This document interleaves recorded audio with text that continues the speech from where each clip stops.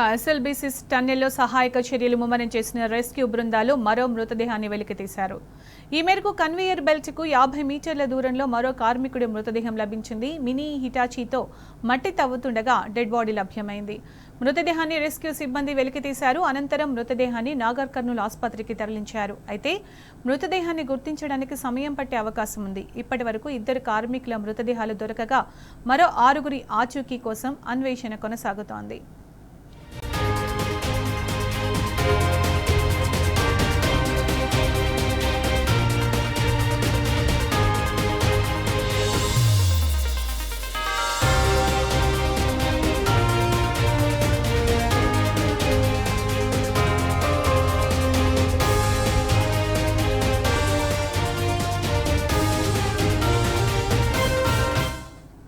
దీనికి సంబంధించిన పూర్తి సమాచారం మా ప్రతినిధి శేఖరాచారి అందిస్తారు. శేఖరాచారి, ఎస్ఎల్బీసీ టన్నెల్లో రెస్క్యూ బృందాలు మరో మృతదేహాన్ని వెలికి తీసినట్టు తెలుస్తోంది కదా, దీనికి సంబంధించి అప్డేట్స్ ఏంటి?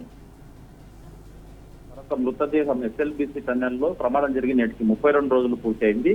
దీనికి సంబంధించి ఉదయాన్నే మనకు పూర్తిగా సమాచారం అంటే అనధికారికంగా సమాచారం వచ్చింది.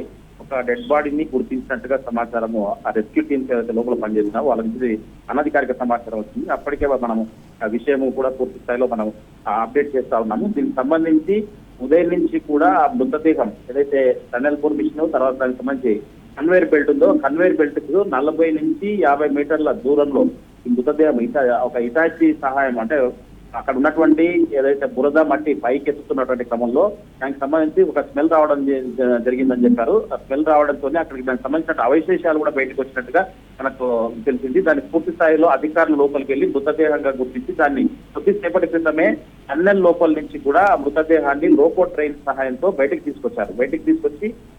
తీసుకొచ్చేసరికి అప్పటి వరకే అప్రమత్తమైనటువంటి డాక్టర్లు తర్వాత అంబులెన్స్ సిద్ధంగా ఉంచారు. ఆ అంబులెన్స్ లోకి ఆ రెస్క్యూ టీమ్స్ అంతా కూడా ఆ డెడ్ బాడీని ఎక్కించి నేరుగా నాగర్ కర్నూలు జిల్లా ఆసుపత్రికి ప్రస్తుతం అయితే ఆ డెడ్ బాడీని అంబులెన్స్ ద్వారా తరలించినటువంటి పరిస్థితి. అయితే ఇక్కడ ఒక ట్విస్ట్ ఉంటుంది. ఇన్ని రోజులు లోపలనే చిక్కుకున్నటువంటి మృతదేహం ఇది 2వ మృతదేహం.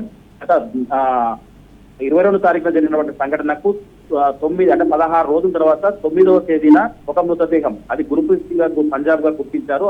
అక్కడికి ఆ మృతదేహాన్ని కూడా అప్పగించారు. అయితే మళ్ళీ 16 రోజులు అంటే 32 రోజుల్లో 16 రోజులకు ఒక మృతదేహం దొరికితే మరొక 16 రోజులకు ఇంకొక మృతదేహం దొరికింది. ఆ మృతదేహం ఇప్పుడు నాగర్ కర్నూలు ఆసుపత్రికి తరలిస్తా ఉన్నారు. ముఖ్యంగా ఆ మృతదేహాన్ని ఇప్పుడు ఎవరిది ఈ మృతదేహాన్ని గుర్తించాల్సినటువంటి అవసరం చాలా ఇంపార్టెంట్ అక్కడ. అయితే ఆ మృతదేహము అతను వేసుకున్న డ్రెస్ కోడ్ కావచ్చు, లేదంటే అతనికి ఉన్నటువంటి ఆనవాళ్ళు ఏవైతే ఉన్నాయో అతన్ని గుర్తించే అవకాశం ఉండొచ్చు. అయితే గుర్తించని పరిస్థితికి నెలకొందంటే ఖచ్చితంగా DNA పరీక్షలకు పోవాల్సి ఉంటుంది. ఫోరెన్సిక్ ల్యాబ్ వాళ్ళు వచ్చి దాన్ని పూర్తిగా గుర్తించాల్సినటువంటి అవసరం ఉంటుంది. ఒకవేళ గుర్తించినట్లయితే వెంటనే పోస్ట్ మార్టం చేసి అతన్ని స్వస్థలం ఎక్కడున్నా అక్కడికి వాళ్ళ కుటుంబ సభ్యులకు అప్పజెప్పే అవకాశం ఉంటుంది. అయితే ఇదంతా కూడా నాగర్ కర్నూలు జిల్లా ఆసుపత్రికి వస్తే గానీ అధికారికంగా అసలు అతన్ని గుర్తించారా లేదంటే గుర్తించకపోవడానికి ఎలాంటి చర్యలు తీసుకోబోతున్నారా అనే అంశం కూడా మనం నాగర్ కర్నూలు జిల్లా ఆసుపత్రికి డెడ్ బాడీ వస్తే గానీ చెప్పలేనటువంటి పరిస్థితి. మొత్తంగా అయితే అధికారులు అయితే ఇక్కడ జిల్లా ఆసుపత్రి వద్ద కూడా అలర్ట్ చేసినటువంటి పరిస్థితి, సిబ్బందినంతా కూడా అలర్ట్ చేసినటువంటి పరిస్థితి. ఇక్కడికి మరికొద్ది గంటల్లో అంటే ఇంకో గంటన్నర ప్రాంతంలో నాగర్ కర్నూలు ఆసుపత్రికి ఇప్పుడు ఈ రోజు 2వ డెడ్ బాడీ దొరికింది. ఆ బాడీని తీసుకొచ్చే అవకాశం అయితే ఇక్కడ ఉంది. Smita. Right Shekharachari, thank you.